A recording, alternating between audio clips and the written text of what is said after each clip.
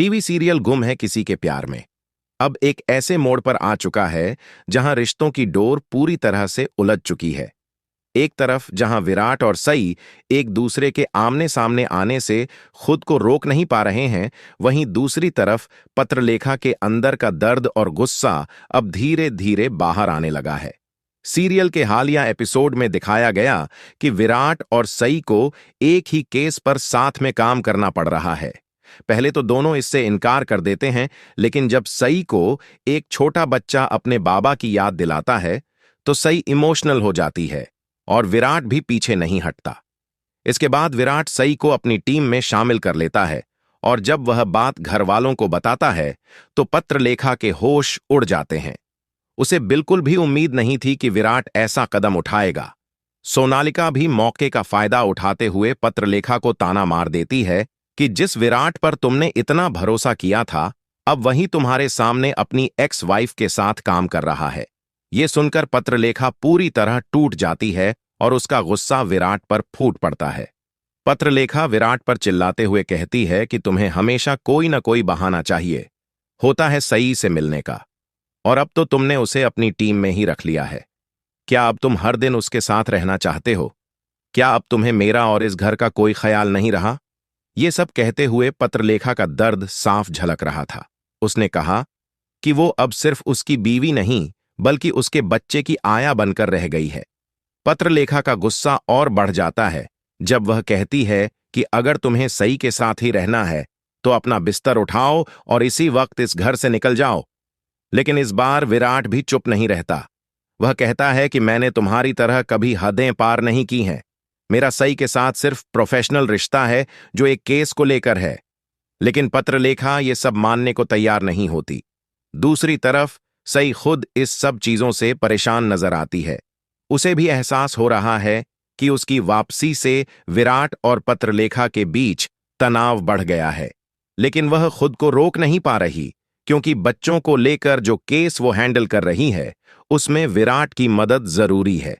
वहीं विराट भी खुद को दो हिस्सों में बंटा हुआ महसूस कर रहा है।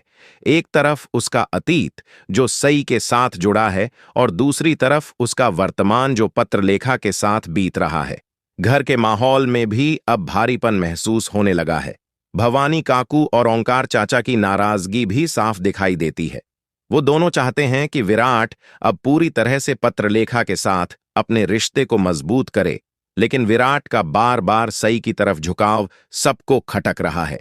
इसी के साथ दर्शकों को जल्द ही एक और बड़ा ट्विस्ट देखने को मिलेगा जब विनायक को यह पता चलेगा कि सई ही उसकी असली मां है। यह खुलासा पूरे घर की जड़ें हिला देगा। जहां पत्रलेखा को डर है कि सई कहीं उसके बेटे को भी उससे ना छीन ले, वहीं विराट भी इस उलझन में है कि वह अपने बेटे को सच्चाई बताए या नहीं। सई भी अब धीरे धीरे फैसला लेने के मोड़ पर आ चुकी है कि वह अब चुप नहीं बैठेगी। उसे अपने बेटे का हक चाहिए और वह इसके लिए किसी भी हद तक जाने को तैयार है। इसी बीच सई और विराट के बीच कुछ पुराने पलों की यादें फिर से ताजा होने लगती हैं। एक सीन में दिखाया गया कि जब दोनों एक अस्पताल में केस की जांच कर रहे होते हैं तो एक बच्चा उन्हें मम्मी पापा कहकर बुला देता है। ये सुनकर दोनों कुछ सेकंड के लिए चुप हो जाते हैं और उनकी आंखें नम हो जाती हैं। सई को अपने पुराने दिन याद आ जाते हैं और विराट को भी ये एहसास होता है कि वह अब भी सई से जुड़ा हुआ है। दूसरी तरफ पत्रलेखा अब अपने रिश्ते को लेकर और भी ज्यादा असुरक्षित महसूस करने लगी है। उसे लगने लगा है कि कहीं विराट उसे छोड़कर सई के पास ना चला जाए। ऐसे में वह अपने बेटे विनायक को अपना हथियार बना लेती है।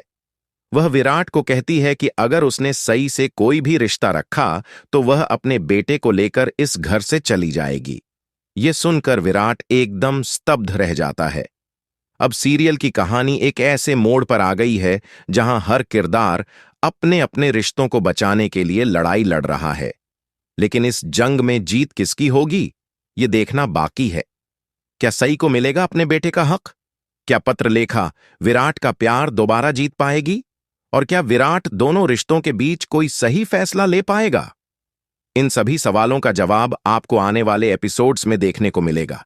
लेकिन इतना तो तय है कि गुम है किसी के प्यार में की कहानी अब और भी ज्यादा इमोशनल, रोमांचक और ड्रामे से भरपूर होने वाली है।